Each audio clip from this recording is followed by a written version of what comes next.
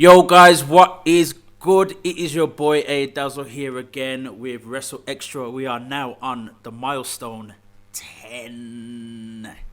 Yeah man, we're on milestone 10. It's been a great run so far. Let us get straight into it. So I'm here of course as always with my boy, the WrestleManiac.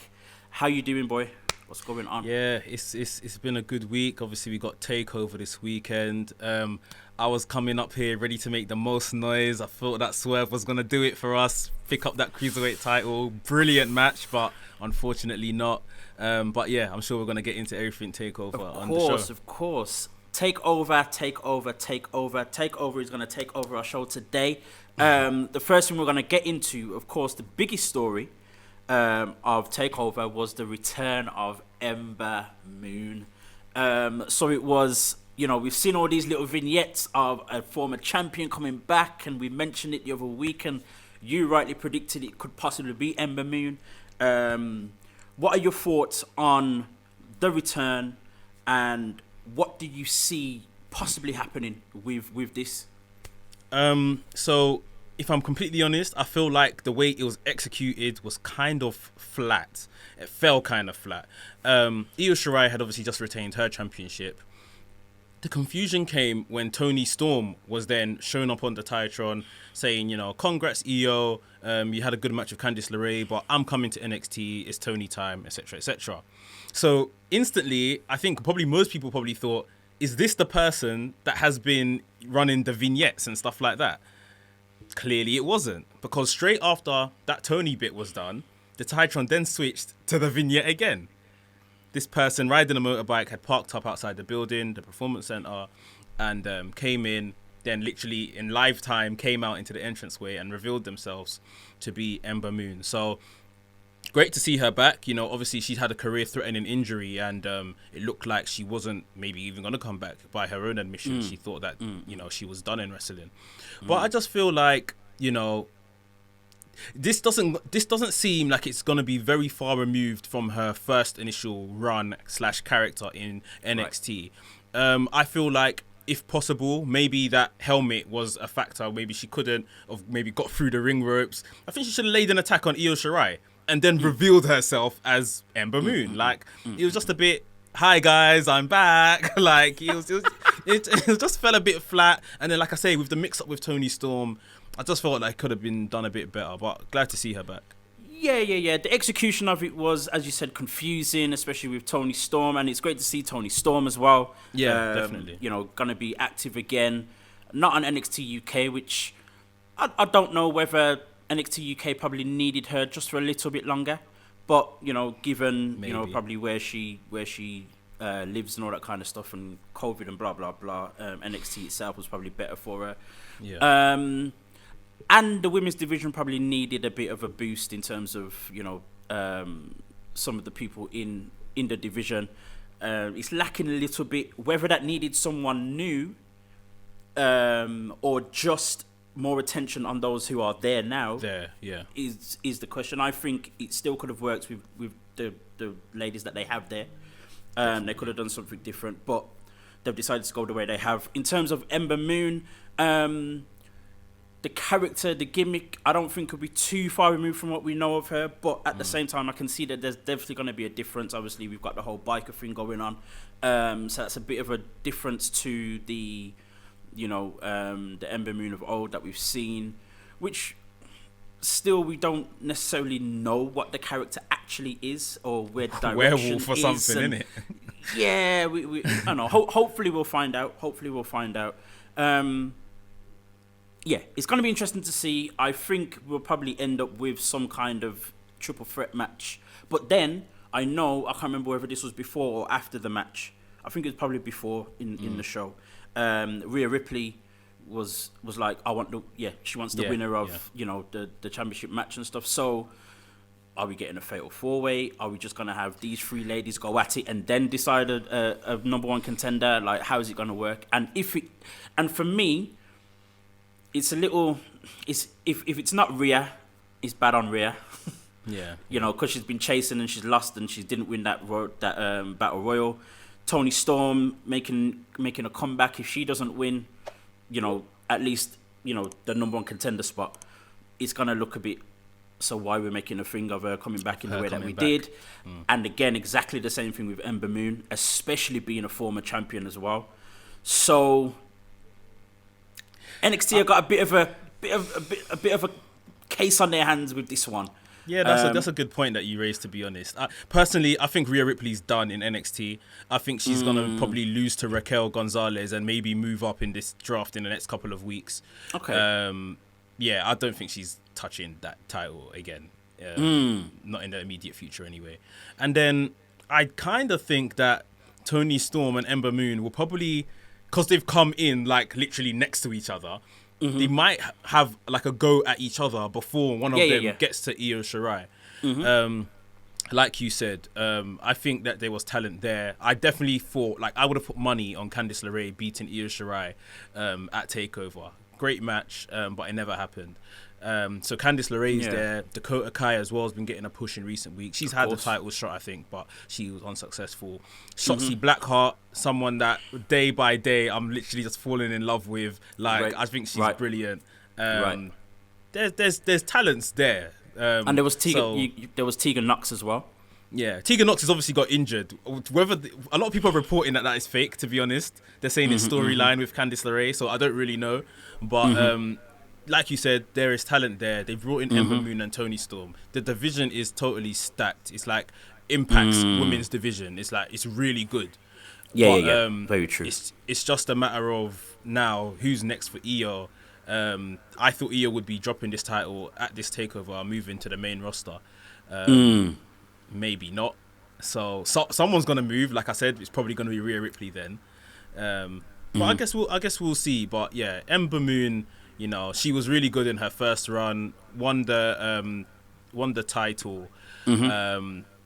She lost it to, was it Asuka? She lost it to? Yeah, it was. Yeah. Yeah, and she never got over that hill that was Asuka in NXT. And yeah, unfortunately never had a good main roster run. But hopefully she's back here to right the wrongs and do some good stuff. Yeah, and I think it's, just still staying with Ember Moon's story, I think it's great that she is still wrestling and can still, because, I mean, as you said, at one point, especially earlier this year, there was talk that she wasn't going to wrestle again at all.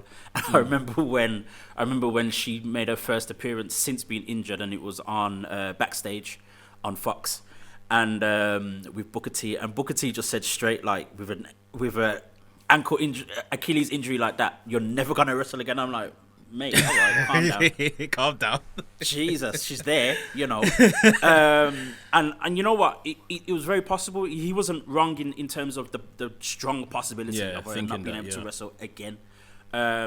She may have to approach it very differently. I'm sure she does have to approach her style very differently, because it's very high risk in general.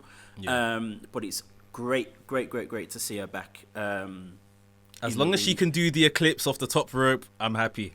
That's all I care about. One of the greatest moves in recent years, bro. I remember when I first saw that, I said, "What?" Like, I replayed it.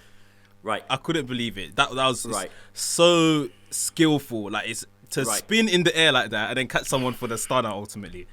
No. Yeah. She's amazing. Special. I want to see that again. And yeah, man, as we've said, I think it was even last week, we mentioned how she's one of the best females, wrestlers that we've seen, especially 100%. In the WWE. So it's amazing to see her back. Yeah. Moving on to the other thing, you mentioned it right at the start of the show. Swerve versus Escobar.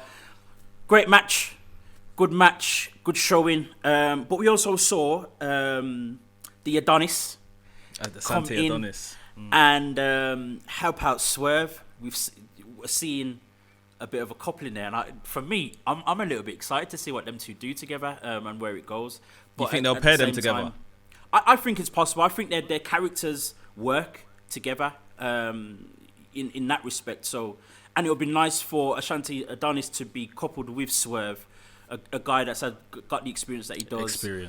And all that kind of stuff, and for Ashanti to come in as a newbie, still, quote unquote a rookie in NXT at least. Anyway, obviously we know he had some kind of experience beforehand, So how did you see this one play out? Are you happy with the turnout? Do you think it should have gone another way, or does it work out for NXT and the Cruiserweight division that Escobar still holds this title?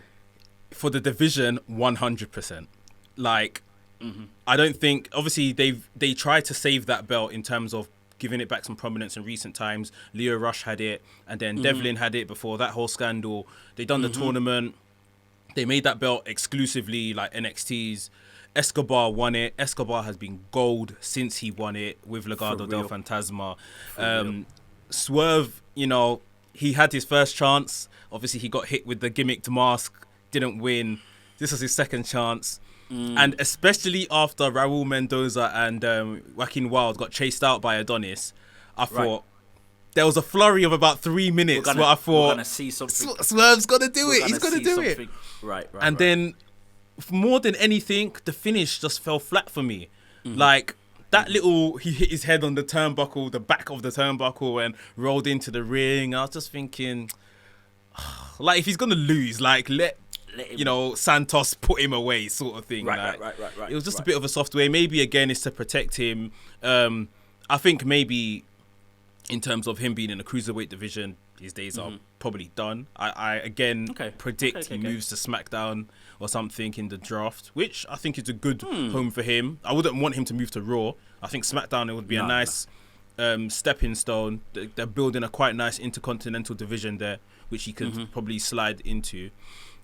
Great to see Adonis kind of get a spotlight, because before that, since he's been kind of repackaged Adonis, I think he's showed up on TV once, and then this is the second time, you know, in a takeover. My one little jibe: why must, like, black people be what's the word? Tied in with, like, swag all the time? Is that, like, the only character they can have? Like, someone that dresses, I'm fly, I'm swag, like, like, not that we, like I say, we didn't really see much of him in his first outing as Adonis. You know, he never had a promo or anything. This, you know, tonight he showed up and he had a promo, and he just referred back to this swag and stuff. And I'm just thinking, when is this? You know, something else? Could give us something else. I mean, for me, in terms of that whole gimmick, I don't mind it. Only because it just feels natural for him. Or he just makes it work. Put it that way. He just makes it work. I think same, you know, we've mentioned, say, Montez Ford, for example, like that type of thing would work for him as well, because it does naturally fit him. But I do, you know, it is still another quote unquote stereotype. We lack the, you know, give me a generic black wrestler. Just give me a black guy that wants to beat people up, bruv. Yeah. Like, give me a Jonathan Gresham in WWE. Yeah. Just a guy who is great at what he does, and that's all he's about. Nothing else. You know what I mean? There always has to be some kind of, you know, Street Profits, you know, do their whole thing. Swerve now does the whole swag thing as well. I was waiting for you to mention Swerve, because now that's 3 people you've mentioned that practically have the same gimmick. So Right. So yeah, you're correct in saying it's kind of a bit of a tired, very lazy way of going about it. Yeah. Fortunately, Ashanti works with that. It does feel natural for him, but yeah, it's still kind of okay. What else do we do with our guys? Like, we're lacking. And this is it. It's only because, you know, if this was a scenario where he of course, because we are the minority, he will be looked at against other black wrestlers in WWE. And then when he sees, like, okay, these other guys are doing the swag thing, swag gimmick, and these guys are better than him and have a more prominent position, who gets forgotten? The guy at the end. So I don't know, like, you know, there is still probably a lot you can expand off the whole swag gimmick and stuff. Like, obviously Swerve has gone, like, the confidence route. Montez Ford is just his own kind of mad creature. There's still different ways you can go off it, but yeah, I think for me it's just more of tiredness and frustration of yet again, this is the card that, you know, black people are given. You're the swaggy guy, like, Of course. Yeah, of course. The other thing that happened on Takeover involving our black stars, of course, is Velveteen Dream. Velveteen Dream faced against Kushida. The one thing I loved about that whole thing, Velveteen once again kind of coming in with, the attire to Doc Brown. the Doc Brown thing, because we know Kushida's all about the time travel, looking like Marty McFly from Back to the Future. So then Velveteen Dream comes out looking like Doc Brown to mess with the minds of his opponent and everyone else. So that was amazing to see. Of course, he eventually lost the match to Kushida. I thought it was a great match. Velveteen Dream shows up every time. Kushida is absolutely amazing in the ring. How did you see this match? I thought this was like a high-profile squash match that Kushida dominated for a large part, obviously showing his ability and stuff like that. Dream had a bit of offense in the match and was good. I love the final sequence of the Death Valley driver into the hoverboard lock where Kushida finally won. Even at the end, Dream was making me laugh. It was like, my arm. And then Kushida went back on him. Like, he's a hilarious guy, but I just can't help but think WWE are, they're probably, maybe for some rightly, still punishing him. And I do fear a bit for where he goes from here. I mean, to be fair, it is, I guess, quote unquote justice in the sense of what the WWE would usually do in terms of people messing up maybe in their personal life, all that kind of stuff. And we've mentioned this before. We touched on it a little bit last week, so let's kind of talk on it a little bit more, because we saw as well Fightful.com published the story, or that Triple H even said, recently, I think it was just yesterday, or Sunday before Takeover, that Velveteen's immaturity in his personal life does affect his professional career as well. So, earlier in the year, we saw Velveteen Dream. He came back from a long-term back injury, and he was in a feud with Adam Cole for the NXT World Championship. Now, I believe, if not for the controversies of his personal life with, the sexual abuse case that came up or accusations even that came up against him, he was set to win that NXT Championship. I believe so. Maybe, yeah. We saw that obviously he didn't. We know that as well he was involved in a car crash as well around that time. So again, he was off TV for a very long time, and we never saw anything of him. Since then, he's come back and he's been, beaten up. He's been beaten by Kushida a few times and all that kind of thing. So I believe, as you said, it was almost like a high-profile squash match. Now, we know, as we've said before, that when someone does something that's either questionable or outright wrong, that's what happens in wrestling. Yeah. You will still maybe be on TV, but know that you're losing almost every match that you're in. Doing the job, for a time. You know what I mean? So it's a shame, because we know Velveteen Dream as this guy that, a year, 2 years ago was on the tip of everyone's lips about he's the future, and he's the greatest person that's on the roster right now, and he's gonna be the face of WWE, of NXT, of all this kind of stuff. And now we're seeing this plight, but kind of rightly so. Yeah, you know what I mean. How have you seen this whole thing kind of play out? This match seemed somewhat to be like a late addition to the Takeover card, and my head is somehow kind of making me think maybe they just wanted to draw a line under this particular feud, and Velveteen is going to be off TV maybe for a bit. I can't help but think with Triple H coming out with those comments that maybe something else has happened. Either maybe something else has happened, or something from that particular case or story has come to light. Just maybe something new, like maybe a workplace misdemeanor. Maybe he spoke to someone in the back, which led Triple H to say, how he conducts himself is going to affect his work. I just can't help but think this was ultimately a see you later for Velveteen Dream. Not like he's going to be dismissed or anything, but he's going to be off TV for a while until he gets his act together. As well as obviously the fans. There's been a lot of backlash from fans that, you know, this guy's being put on TV and being given prominent positions with all these stories about him out. So I think WWE are probably just, you know, pulling him in a bit, take him off TV. Let's go on with other things, and maybe we'll see how in a couple weeks or months' time what we can do with him.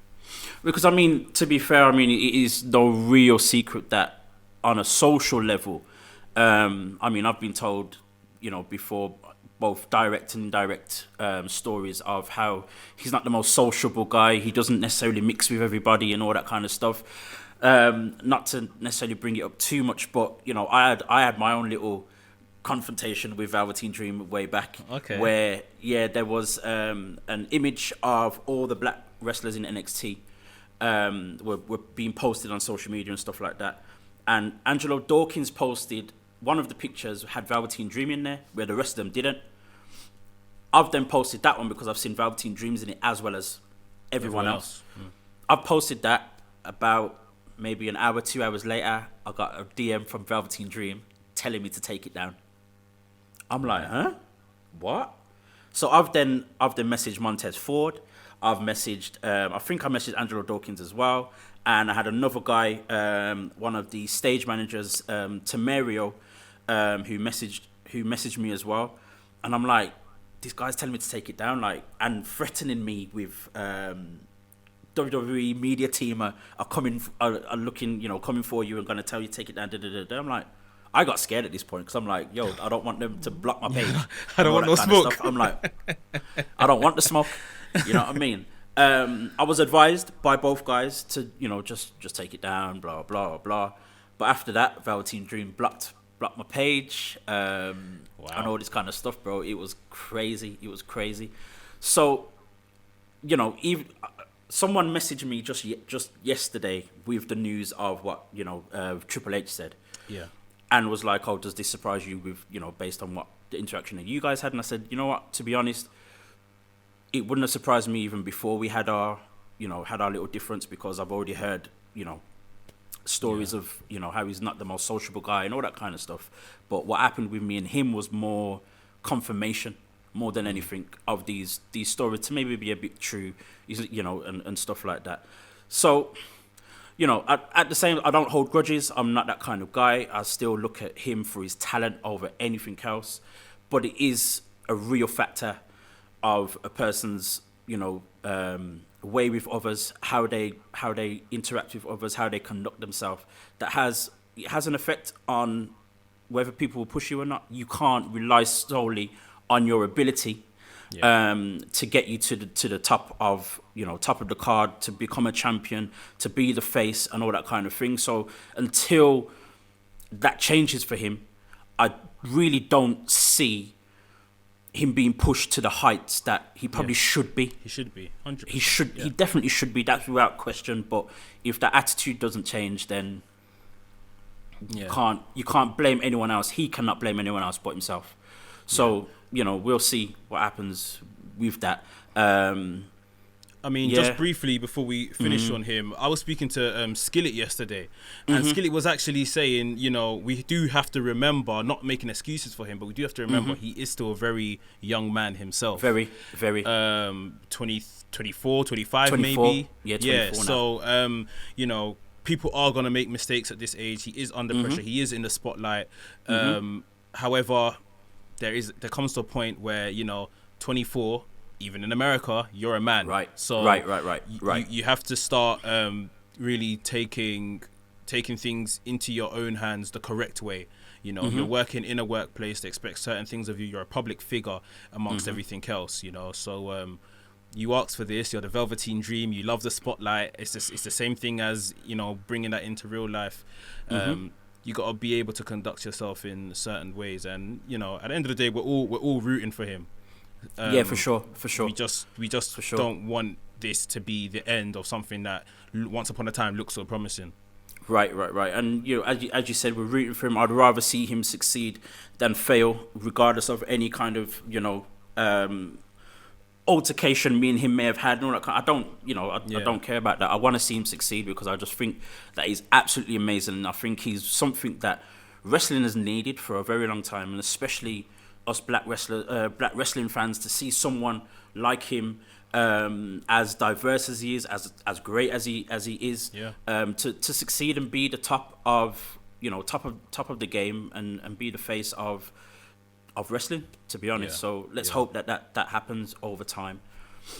Yes, good people, it is your boy ADazzle on WrestlXtra number 10, and yes, in the UK it is October, which means it is Black History Month in the UK.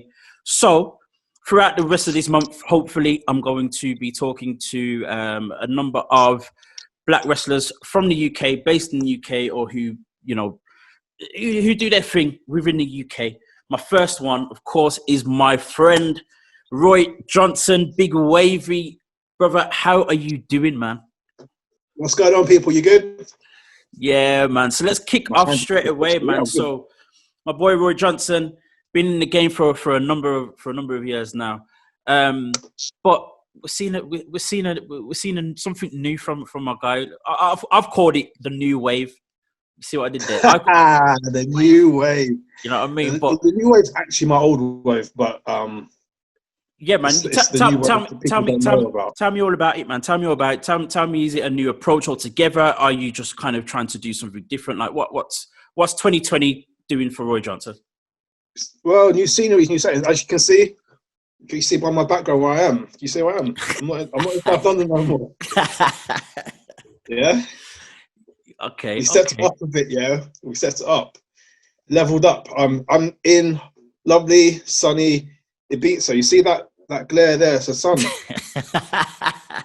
Of course. I don't want to blind you. That's just behind me. No, that's not the sun. That one is. Sun. Yeah. So tell me a bit more about it, bro. So you're now partying in Ibiza. You've got the ladies around you. You know, you called out Damien Priest and said, "Yo, this is the real life. This is the real me." What is it all about? No, big up to Damien Priest still, but like he's doing his thing, but I'm doing mine. So I don't know what else I can say about that really, but yeah, like because of how things were going this summer this year, things with wrestling, obviously COVID's right. locked off wrestling, right. So, and then obviously the horrible stuff is speaking out, stuff, Black Lives Matter, and then COVID itself. It's just kind of made London life not much fun, not really appealing to me. So, right. Excuse me. Sorry, I just need to get some chewing gum. So I'll carry on. Anyway, so it's just made London life not that appealing to me. So I just thought, you know what? I can do my day job anywhere in the world. So I took myself over to Ibiza for the summer. And while I was there, I realised that, you know, everyone in wrestling are too uptight. Like, yeah, we're fighting. Don't mean you can't have some fun along the way. And I just realised that life is actually good if you let yourself enjoy it. So I came back, went back out, and my mindset's the same. From my mindset that I had out there has come back with me. So This is me now. I don't know where my hands are gone. I don't know what. But this is me. I'm not angry as I used to be. Right. Yeah, I still throw hands. I still, you know, do what I need to do in the wrestling ring. But outside of that, just enjoying myself. You know, my goal is now to make my money in wrestling, and then next summer season. Well, I met a shot girl out in Ibiza basically, and I promised I was going to take her out. So I need to make my money, get my money situation right, so I can take her somewhere nice. And in doing that, I need to wrestle more and win more. Of course. So, and my aims and my goals in wrestling are to make money and have fun. So, and if you're not having fun and making money, what are you doing? Yeah, for real, for real. I mean, you've got to make the money in order to live the lifestyle you want to live. You know what I mean? Trust me. So that is the priority. I hear you. Next time you go out to Ibiza, make sure you holler at me. Let's do this thing. You know what I mean? We'll Right. do a little feature out abroad, yeah? I'm down, mate. I'm down. Bro, I'm down, yo. I'm here to party and also to talk wrestling. Like, let's mix the two. Why not? Okay. You know what I mean? Let's All do right. it. Let's do it. So, Yeah. October is Black History Month in the UK. Now, unfortunately for us, there's no wrestling happening. We can't do any events. We can't do anything special this year.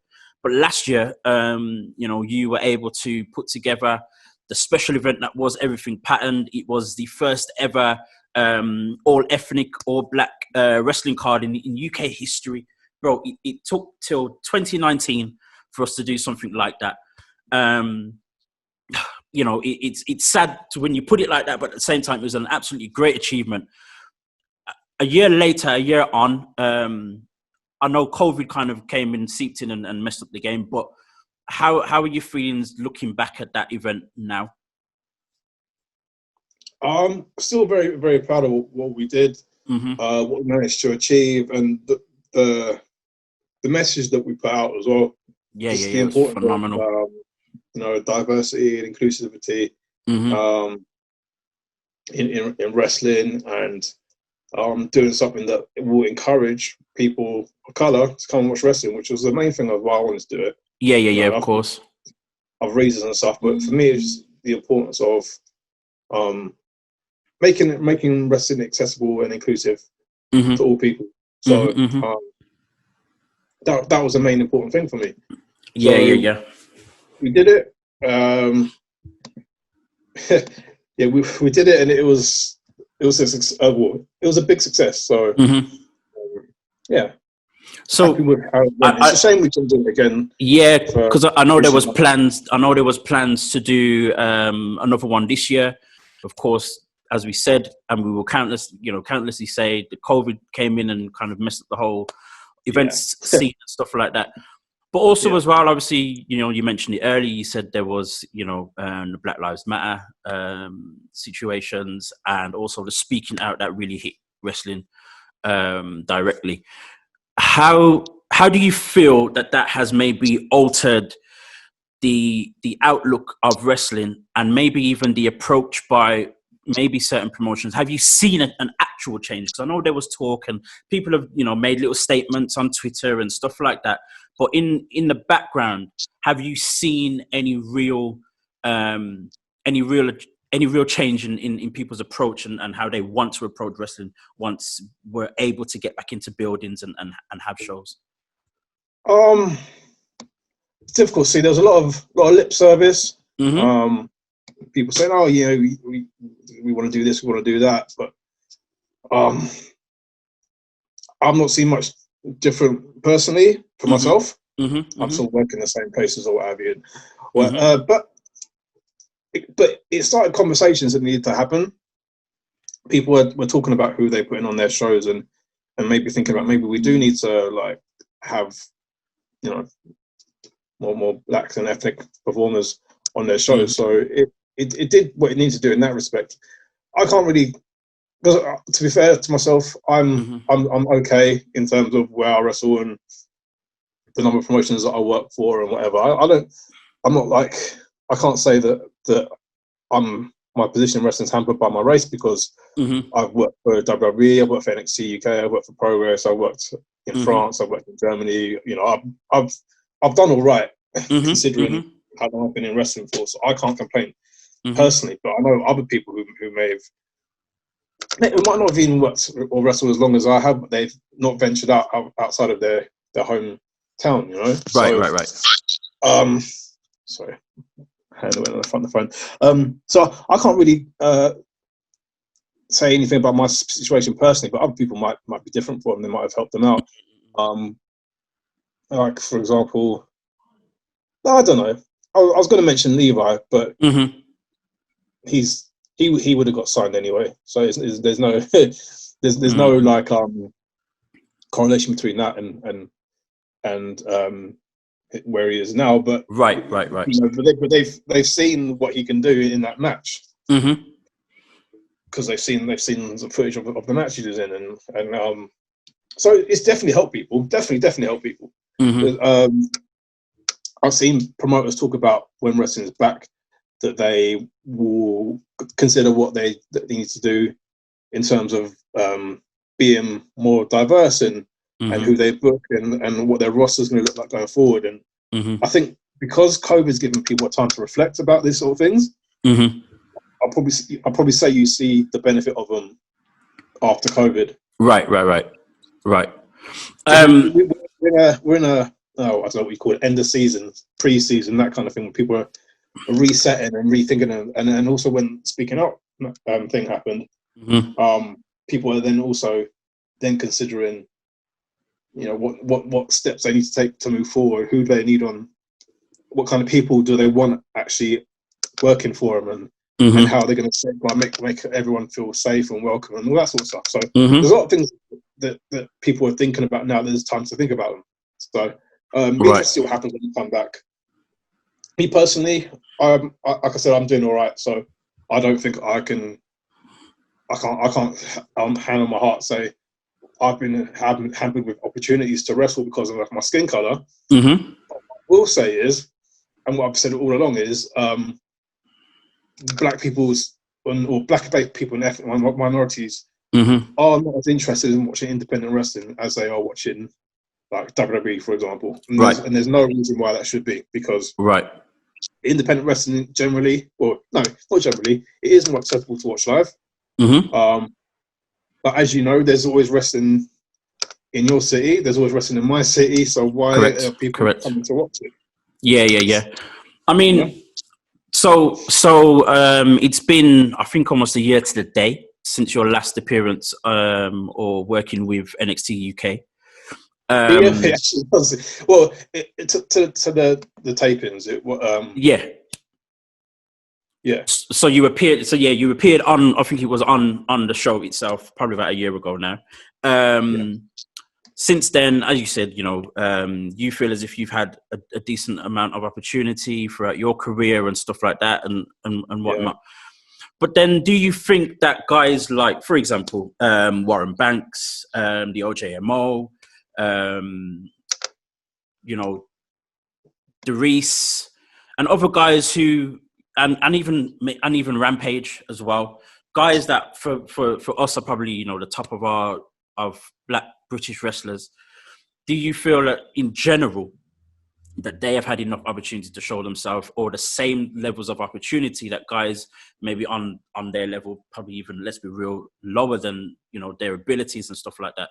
Do you feel that they've been given the correct either opportunity or at least accolades and, you know, in recent times? And do you see that changing when we're able to be active again? I can only see that getting better for all the guys mentioned. I won't go into, I guess, individual cases and stuff, but yeah. Well, what I will say is, a lot of these guys, they're doing their thing, and they're doing their thing now. Like, it's not. Rampage is like one of the best wrestlers in the world, and it's that's being recognised. It's being recognised, and I don't think he needs a leg up in terms to get that done, because he's always been there. So, and I'm sure next year, what have you, like, things will continue to grow for him.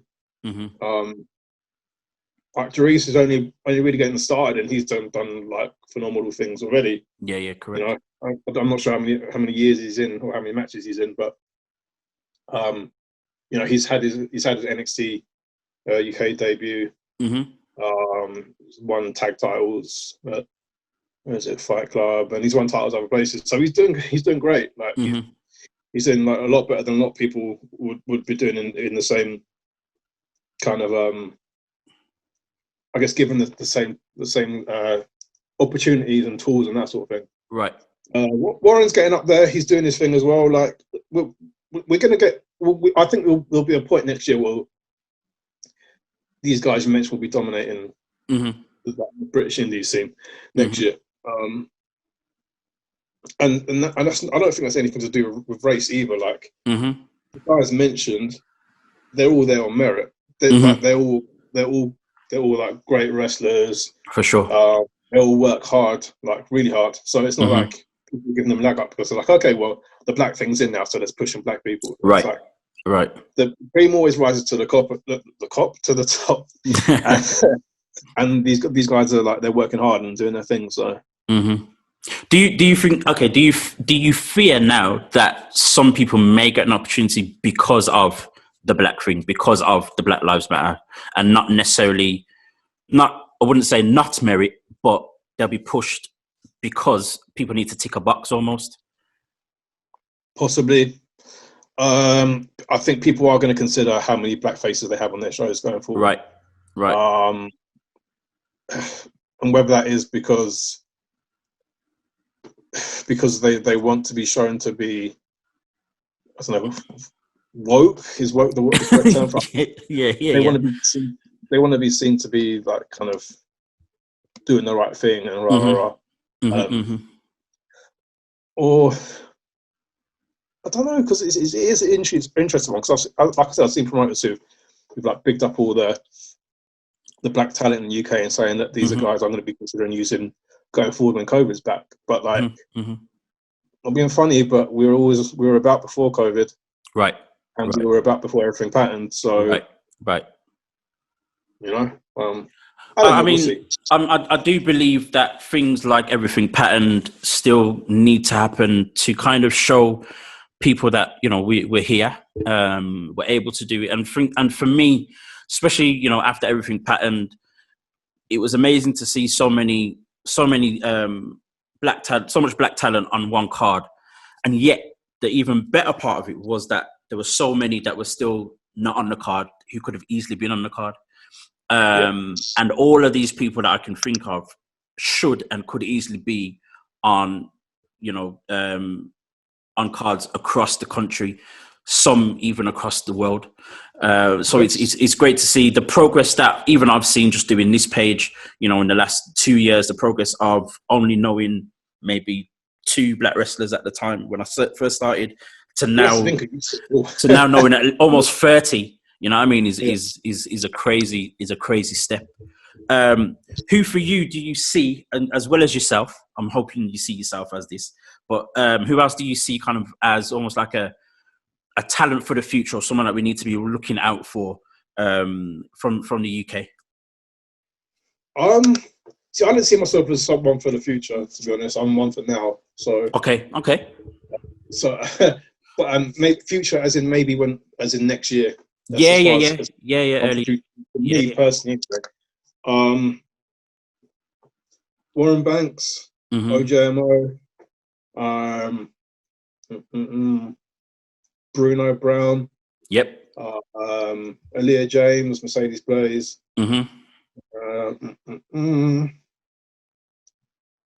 Alex Roth. Of course. I can't remember the guy's name. But this is really embarrassing. I haven't met him before. That's probably what it is. But it'll come back to me. Yeah. But now there's one guy who works out in London who wrestled Warren Banks on the Progress pre-show. I've forgotten his name. It's really annoying me. It's going to annoy me now. I think I've heard loads of good things about him.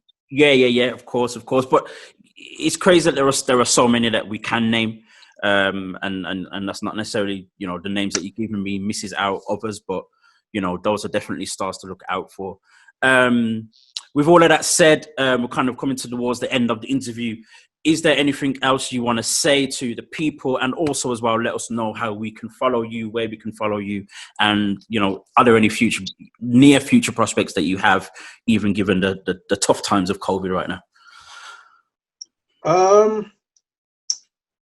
Well, I don't have anything to plug and promote really. Obviously, I don't know when I'm going to be wrestling next, but I hope that I'll be able to announce I'm doing something soon. At the moment, that doesn't look like it. So everyone who's listening / watching this, just kind of keep supporting wrestling, keep supporting your favorite wrestlers. Whether that be just like, you know, following them on their social media and what have you, or buying their merch or what have you. It's a tough time for everyone. We've all had to adapt and change for it, and obviously a lot of people aren't making any sort of income from wrestling, so there's that to consider. But just keep enjoying wrestling. Like, yeah. We're going to be back. Don't know what guys or what have you, but we're going to be back. So let's keep enjoying it. Yeah? And where can we find you on Twitter and Instagram? How can we find you? I'm on Twitter and Instagram at Roy Johnson. Yeah, if you type Roy Johnson into Facebook, you'll find my Facebook page, which I'm trying to update a bit more. But it's a struggle when I don't have any wrestling to promote. So, I'm not on Tinder. If you see me on Tinder, it's not me. I'm not on Cameo, not on Twitch. Wow. So just the three basic ones. So that's where you can follow me. Anyone in America watching this, when we're allowed back out, I want to come to America. See, these wavy vibes, they suit Florida very well. Very, very true. Very, very true. On that note, bro, thank you very much for joining me for this short time. And people, make sure you keep listening to Affinity Extra on the radio station, affinityextra.com, and also on watching us on YouTube at WrestleMania UK's YouTube page. And make sure you keep following Black Wrestling Alliance on Instagram throughout this month. You'll be seeing a lot more of Black British wrestlers throughout this month on the page. And I'm definitely, as always, we'll be kicking off with your boy, Roy Johnson, Big Wavy. Folks, thanks a lot. Now, we've come towards the end of our show, and we need to do this one thing that we do every week that hurts our head every single week, and it is our Star of the Week. I'm struggling. I mean, not in the sense that I can't find anyone, but it's hard to pick one person, if I'm honest. So I'm throwing it at you straight away. Who's your pick? So again, it was a bit of a difficult week. You know, I had Swerve was ready to be Swerve. I was waiting for that title. Unfortunately, it didn't come. I'm gonna go with the Street Profits. Okay. I think that this past Monday on Raw, they were in the main event alongside Drew McIntyre against Randy Orton, Robert Roode, and Dolph Ziggler. And I particularly thought that their showing was really good, really special. They've had better matches on their own, but I just thought there was an inkling of, you know, these guys I can imagine these guys speaking to each other like, we're in the main event. Right. Let's show ourselves today. Let's show what we're about. And I think obviously with the likes of Drew McIntyre, current WWE champion, Randy Orton, 14-time world champion, they really showed that they can hang and there's something special about them. And again, it just gives them something to do. Like the tag division right now, we all know it's not the best, but through whatever reason, they got involved in this main event and they put on a good show, in my opinion. So yeah, Street Profits for me this week. Well deserved. I mean, to be honest, they've been doing great stuff. They're still, you know, as much as they've, you know, we talked about their almost limited tag team title run, but at the same time, they're still doing the best work they could possibly be doing. Running with whatever they're given and making it the best that they can, using their characters well. Their in-ring abilities have been great. They've been showing, you know, some good matches and stuff like that. What was funny as well was I think it was on Raw last night, was the new Skittles advert with the Street Profits and Ric Flair. Oh, I didn't see that. Maybe my version cuts out the adverts. Possibly. I saw it this morning. I'll post it on the page by the time you'll be listening to this, wherever you listen to it or watch it on YouTube. But it's funny. It is very funny. So check that out definitely. The Street Profits have been great. I think just one thing to add, obviously we spoke about them at more length last week, and one thing that I didn't say that I should have is, like you've just mentioned, despite their actual tag run and being given good, consistent feuds and stuff like that, hasn't been the best. Throughout it, they have managed to keep themselves relevant. Even in backstage skits and stuff like that, they're clearly trusted by WWE. And yeah, I think probably more important for them, rather than, you know, we like feuds as fans and stories and stuff like that. But as WWE, as long as they're keeping their champions fresh, relevant, and, you know, they're staying in the public eye, then yeah, I think they find that very important. So yeah, Street Profits have done that very well. That's good. That's good. Now for me, I think I'm gonna go with someone that I probably could have chosen even 2 weeks ago. I mentioned Kiera Hogan before, but in the same breath, I think I need to also mention Tasha Steelz. So for me, Tasha Steelz from Impact. As I said, this might be, you know, a week late maybe, but it's still relevant because what was interesting on the last Impact last week was, you know, her and Kiera Hogan attacked Taya Valkyrie. So now Taya Valkyrie, of course, is a former Knockouts champion. So, you know, they're being pushed to a point, and, you know, as I said, they've had a great run. Kiera Hogan got a win over Taya Valkyrie a couple of weeks ago, and they're in the mix there. Tasha Steelz has been doing some great work since joining Impact. She was on a bit of a run in terms of an unbeaten run. I think it was about 3, maybe 4 matches that she had and wasn't beaten. And I just see them kind of, you know, quite high on her. You know, she probably won't be pushed to any kind of title, you know, for now. But at the same time, I see that, you know, they like what she's about. They're enjoying what she's doing. I'm loving what she's doing. I'm loving that she's getting the spotlight that she is, because over the last 2 years at least, me following her career on the indies, she's phenomenal, bro. Like her character work, her in-ring ability. She's been winning title after title on the indies.